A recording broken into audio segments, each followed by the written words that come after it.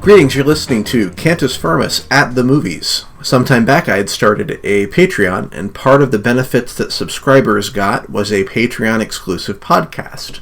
That Patreon of mine has been closed for some time now, but there was some, what I thought were really cool content left over that only a few people got to hear.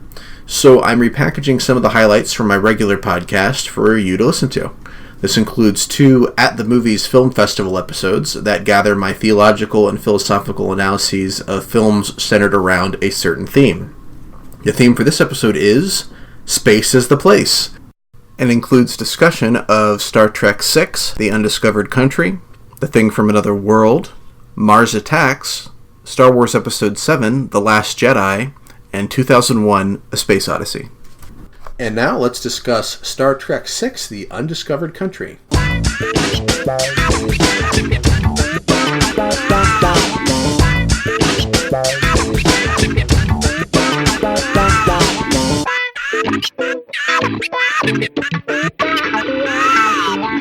This film was written by Nicholas Meyer, who directed Star Trek II, The Wrath of Khan, and Denny Martin Flynn. And it was based on this idea from Leonard Nimoy, who plays Spock. What if the Berlin Wall, came down in space? So it's a Cold War movie that plays out between the Federation and the Klingons. The title, The Undiscovered Country, of course, comes from Hamlet, although in Hamlet it's death. But in this film, it's actually just this, worldview-shattering future where former enemies seek peace. But an ultimately, different kind of world, an undiscovered country, so to speak. And there's a lot of Shakespeare quoting in this film, particularly, there's kind of a little joke about, where the Klingons say something about Shakespeare and how, you haven't heard him until you've heard him in the original Klingon. And then they seek to, quote, to be or not to be, which was a problem, since the Klingon language that had been created for these movie series did not have a verb or word meaning to be. It also lacks infinitives. So, an infinitive would be like to be, to walk, to go, etc. So it's a verb that isn't limited based on whether it's singular or plural or first, second, third person, whatever. So, to walk. It doesn't say he walks, she walks, they walk. It's just to walk. So, in order to get around this, they created this phrase instead that in Klingon means it endures or it doesn't endure, which is pretty interesting. Now, so the basic plot idea here, and of course I'm going to spoil it because I do want to talk about the overall themes here, is that the Klingon moon Praxis is destroyed from overmining and poor environmental and safety procedures. But, the Klingons are warriors. What do you expect them to do? Follow the EPA guidelines? Come on.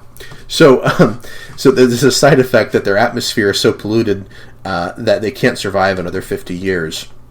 And this problem is, even more compounded by the fact that all of their money has been spent toward, military endeavors, and they don't really have a budget or any sort of procedures in place for dealing with this problem.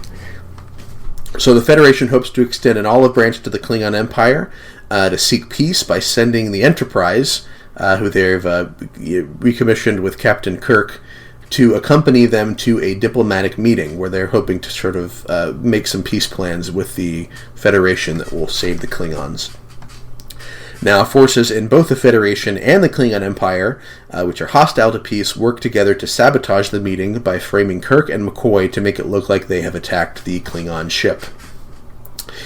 Kirk is pretty interesting in this film because I think they add some shades to his character, developing a little bit more, because he is basically a racist in this film. He talking about the Klingons, he doesn't want to be on this diplomatic mission. He says they're animals, let them die.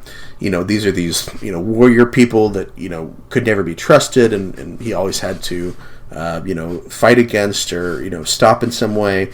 And he just thinks a universe or a galaxy where the Klingons don't exist is a better option, maybe. And more than that, though, Kirk is afraid of a future with no neutral zone, as he says it. So this neutral zone is this idea that you have an area that's the Klingons don't go into, the Federation doesn't go into. You avoid the neutral zone.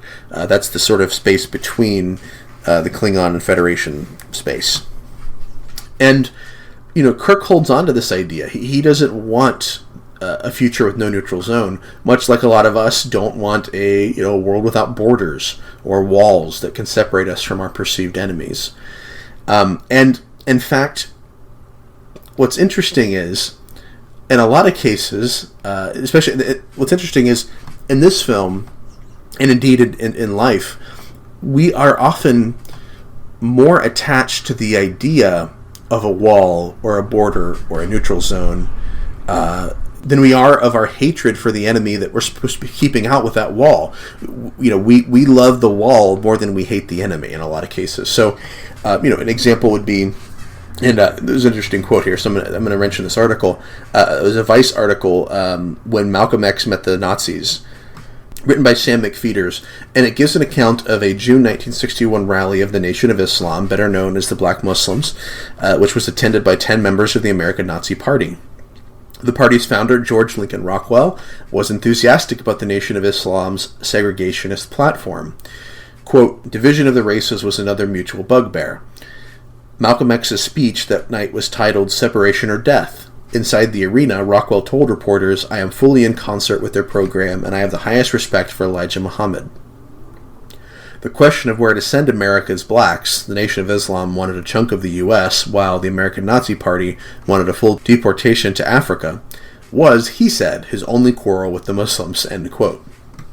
6 months earlier, the Nation of Islam leader Elijah Muhammad had sent Malcolm X to meet with the Klan. So, what's fascinating here is, who's the enemy in this situation? If you're the Nation of Islam, is the enemy the Klan? Or if you're the Klan or the American Nazi Party, is the enemy the Nation of Islam? No. The enemy are those who are seeking reconciliation, those who are wanting to tear down the walls. And your friend is the supposed enemy on the other side who also wants to keep the walls up. When your identity is wrapped up in the notion of separation, you have more in common with your enemy than you do with those who are seeking reconciliation. As we discussed earlier when we were reading Ignatius, a similar issue emerged in the early church between Jews and Gentiles. It's important to note that Paul didn't encourage Jews and Gentiles to divide and go to different churches. He also didn't encourage one group to be more like the other. Instead, he asked that the real differences that separated Jews and Gentiles not be subsumed under a shared culture, or to be allowed to create two different Christianities, but for the two to become one under the cross of Jesus Christ. Paul looked forward to an undiscovered country, a future resurrection where race and culture did not divide people, and he exhorted followers of Christ to live in that country now, even if the world refuses to. That's something that I found in Star Trek VI that is really what I love about sci-fi and comic books and just these sort of fantasy type genres and mediums, is because they can tell these stories with these big characters that kind of exaggerate these issues to some extent, but by doing so, they make the issues stand out in clear light. A film about the Cold War might not have been as interesting, and it might not have been as powerful. But you make this, you put the Cold War in space, and you put in the intrigue, and you allow it to be Klingons and the Federation, and you put these racist words in a character that you love, or at least is supposed to be the hero, like Kirk, and you're able to communicate something that you might not be able to communicate so well in just a simple Cold War story. I love this film for that reason. And now let's talk about the 1951 film The Thing from Another World.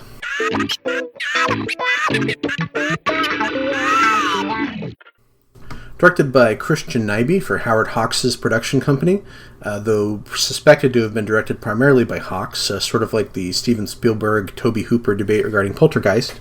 The Thing from Another World was a science fiction horror film, or is a science fiction horror film, about a humanoid alien terrorizing a U.S. Air Force crew, along with an embedded reporter and a scientist at a North Pole scientific outpost. Now, Howard Hawks may be familiar with, he's responsible for films like His Girl Friday, The Big Sleep, and Bringing Up Baby. This is kind of interesting for him because it is sort of a departure in genre, more of a sci-fi horror. The alien, or the thing, interestingly enough, is discovered to be more akin to plant life than animal life, and when it begins attacking humans, they struggle to figure out how to destroy it. You shoot it, it goes through, it doesn't really matter that much, it still manages to be okay, so they're trying to figure out what to do here. And what's interesting is, in alien films, there's always one of two approaches that they can take. One is the approach where the alien is good and we can learn from it. The other one is that the alien is evil and wants to destroy us. Sometimes the alien's good, but certain people don't trust it. Sometimes it wants to destroy us, and other people think we should trust it, and that's kind of what's happening in this one. And ultimately, you have these two different approaches in the film. You have these military folks, and their approach is more conservative. What is this thing? It's different. I don't know if we can trust it. And, they end up being right. And the scientist approach, I guess, is in a way more liberal. It's more open to something that's different, that's outside.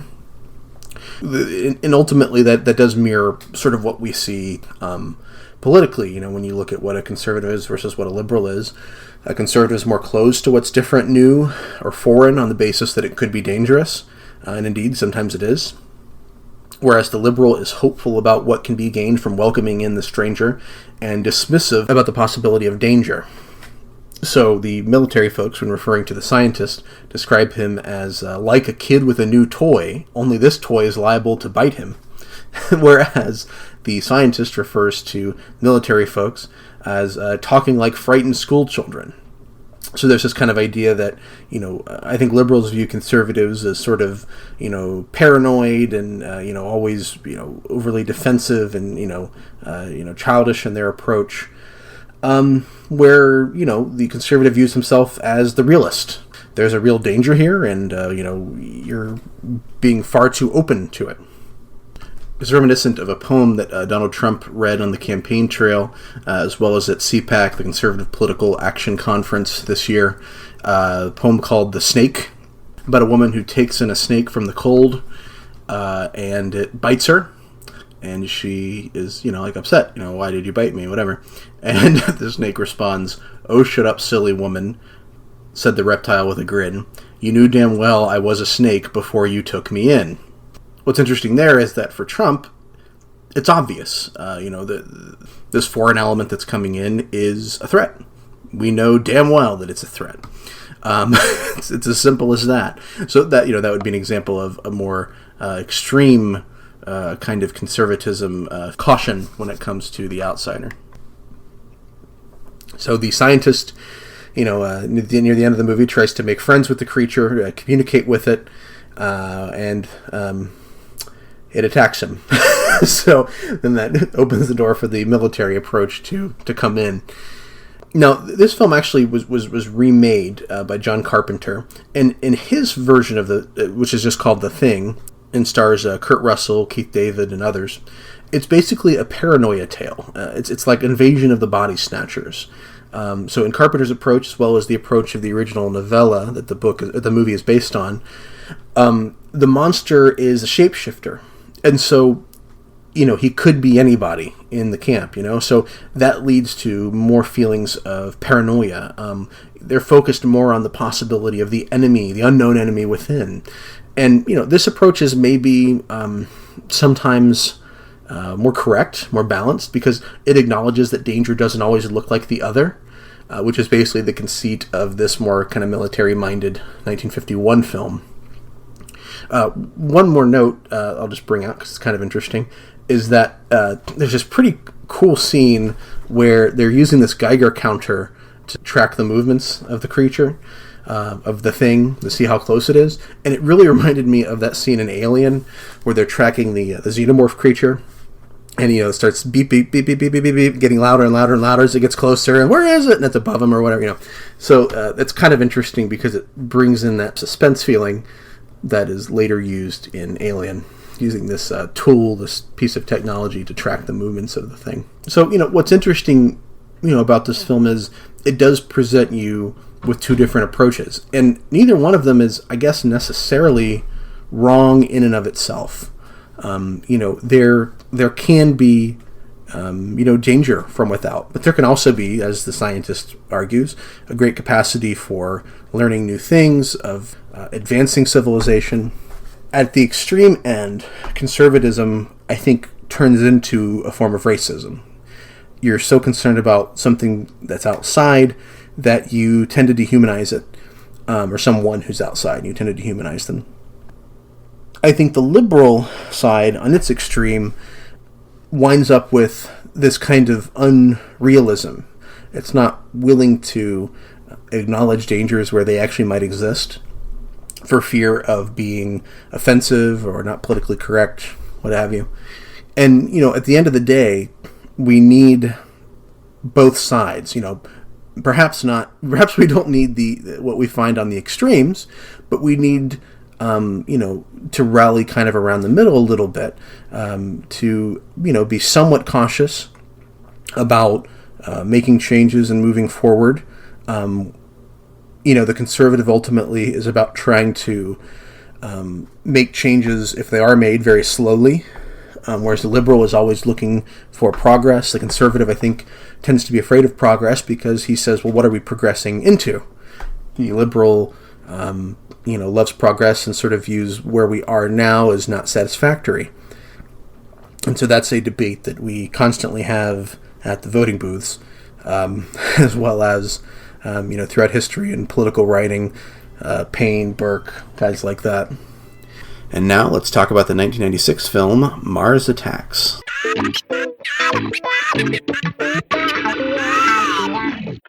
Mars Attacks was directed by Tim Burton and has, really an incredible cast. Jack Nicholson, Glenn Close, Annette Bening, Pierce Brosnan, Danny DeVito, Martin Short, Sarah Jessica Parker, Michael J. Fox, Tom Jones for some reason, Natalie Portman, Jack Black, Christina Applegate, and some of my favorites from kind of maybe older Hollywood, Rod Steiger, Pam Grier, Jim Brown, and somewhat ironically, although I have to admit I like him, Joe Don Baker. Like I said, Tom Jones is in this for some strange reason, and I guess it's supposed to be funny. It doesn't quite work, but basically the idea here is it came out the same year as another alien invasion film, Independence Day, and follows a similar train of thought. And the aliens are coming in, and they want to destroy us, and the United States in particular is kind of the focus, and all the crazy stuff going on during the invasion. This is more silly, I guess, than Independence Day, at least more intentionally silly. The aliens are supposed to be sort of humorous. The humor doesn't entirely work, but it's kind of a fun movie. I'd probably watch it before I'd watch Independence Day again. But that cast is pretty amazing. Every time somebody comes up, I'm like, oh, wow, look at him. So the basic idea is you have, the Martians are coming to Earth. They've communicated some sort of message that they're interested in peace. You have different factions in the White House. There's a general, I believe, played by Rod Steiger, who, wants to nuke them. Because he sees them as dangerous, which his impulse actually ends up being correct, even though he's presented as, somewhat of this kind of, crazy hawk a little bit. And then you have this other faction, kind of headed up by Pierce Brosnan, that believes that, because these creatures are technologically advanced, because the Martians are technologically advanced, that necessarily means that they're peaceful and good. And that's kind of where I wanted to focus in on this, because it's an interesting idea that I think we sometimes tend to have, and I don't want to argue too strongly in favor of a hawkish view or anything here, as a Christian pacifist in particular, but at the same time we can't put a rosier view on reality than is actually warranted. And so this idea that being technologically advanced makes you peaceful and good is this kind of idea that we've gotten from modernism, which you might call technological or scientific utopianism. And we saw it a lot in the last century in science fiction, books and films, and you sometimes hear it as well from a lot of atheistic thinkers, that if only we could get rid of religion and just appeal to reason and science, then the world would be a better and more wonderful place. I'd say it's probably rooted more in the Enlightenment period, 18th century, and around thereabouts. And this idea that the deliverances of reason would create a better, more prosperous society, that reason alone was capable of making an ideal world. It had some positive impacts. Scientific advancement certainly flourished in the Enlightenment. It was also tended to be hostile toward religion, although there was a sort of a Christian Enlightenment movement as well. And the other downside is that it produced, at the end of that century, the bloody and intolerant French Revolution. Karl Marx in the next century would argue that advances in science undermined authoritarians and the influence of religion. And, the greatest Marxist state, the Soviet Union, they certainly valued science and undermined religion, but let it never be said that they were anti-authoritarian or believers in the value of human life, because tremendous waste of life on behalf of the Soviet Union toward their own citizens. In more recent times, an inventor and I guess sort of a philosopher, Ray Kurzweil, has heralded this future singularity where machine and human intelligence will be merged. The potential results of this singularity, let alone even the possibility of it, are pretty unclear. But he's optimistic. For a possible alternative viewpoint, maybe watch Terminator 2 or something. But really, what this is there is not any evidence that simply using reason will provide more freedom, more goodness. And here's why. Because reason and science, they're not philosophical outlooks, they're methods. Neil Postman wrote in his book, Amusing Ourselves to Death, it hardly befits a people who stand ready to blow up the planet to praise themselves too vigorously for having found the true way to talk about nature. Reason, unchecked by basic moral presuppositions, only provides us with more clever ways to destroy ourselves. So, so much for technological utopianism. All right, now let's turn to Star Wars Episode 8, The Last Jedi. Star Wars Episode 8, The Last Jedi, came out 2017, which would be last year if you're listening around the time I'm recording this. The director was Rian Johnson. He'd also directed the film Looper in 2012, which was fairly successful. And he also made an indie film that was kind of a neo-noir in 2005 called Brick that was actually quite good.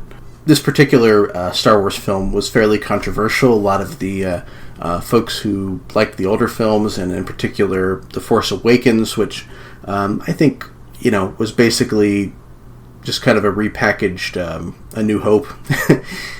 They didn't like differences in this film, changes that were made particularly to the character of Luke. So in this film, Luke is hiding out.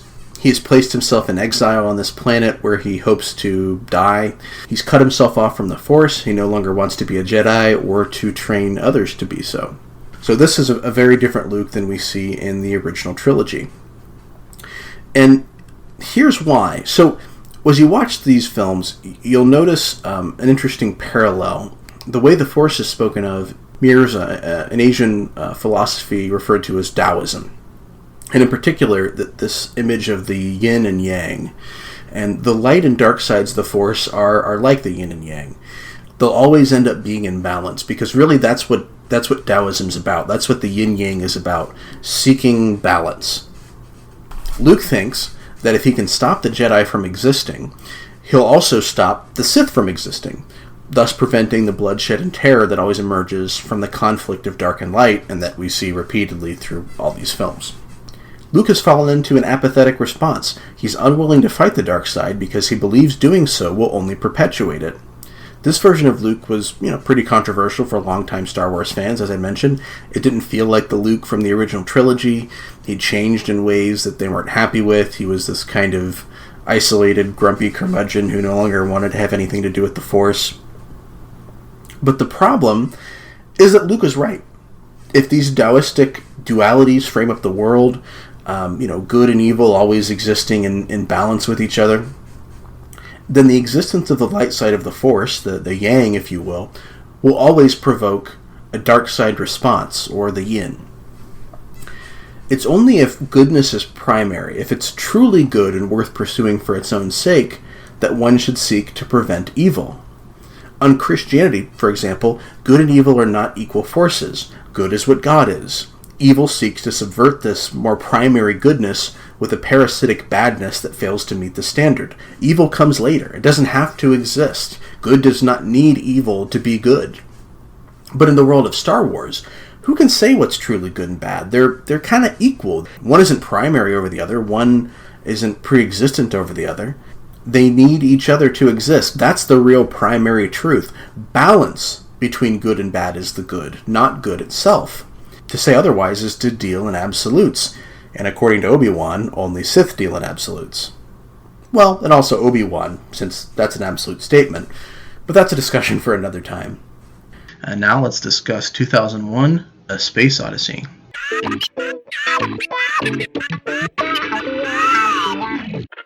People forget how huge the New Age craze was in the 60s, 70s, and 80s. We'd begun to abandon the idea of Jesus as our Savior, as a society, but not of a cosmic Redeemer in general. We were starting to look forward to a new world inspired by the great wisdom of an advanced race of aliens which had yet to show itself to us. There were even UFO religions like the Raelians, I think it's how it's pronounced, Raelians, who reinterpreted biblical passages about Noah's Ark to refer to a spaceship sent by a race of advanced aliens known as the Elohim to save us. The Heaven's Gate cult famously committed mass suicides so that their spirits would be picked up by a spaceship they believed was hiding behind Halley's Comet. The New Age jazz musician Sun Ra constructed his own mythology, seemingly influenced by the Nation of Islam's own ideas on the subject, of a spaceship that would rescue black people before destroying an Earth filled only with white people. In 2001, A Space Odyssey, a 1968 film made by Stanley Kubrick, humanity's evolution is directed by large black monoliths sent by an alien race, first to teach us to use tools and weapons, and finally to advance us into the great Star Child, something like Nietzsche's idea of the Superman, but more cosmic in scope. That Star Child language, I don't think is used in the film, but it is something that is used by Arthur C. Clarke, who wrote the book and co-wrote the film, and it's also picked up by George Clinton in the Mothership Connection album from Parliament. The film is really about the religions that mankind creates when he's abandoned the religion of his father. Cosmic evolution replaces Christianity as a respectable alternative to our hope for a better future rooted in scientific advancement. Better living through aliens or something like that. But the film also has a cautionary tale of humanity barely avoiding a destructive union with artificial intelligence, which today's transhumanists refer to as the hoped-for singularity. Should we hope in technology? The same technology which gave us guns and the atomic bomb and placed us on the edge of no tomorrows? If not technology, what about a hope in finite saviors, like these alien beings? Beings a lot like us, but maybe just a little bit smarter. Let us not forget that it's people like these that made the atomic bomb to begin with. No, our hope should only be in Christ. Paganism may give us trippy movies, but it can't give us a future in God's universe as his children united to the cosmic God-man Jesus. We can't go up unless God first comes down. Thank you for listening. See you in a couple weeks.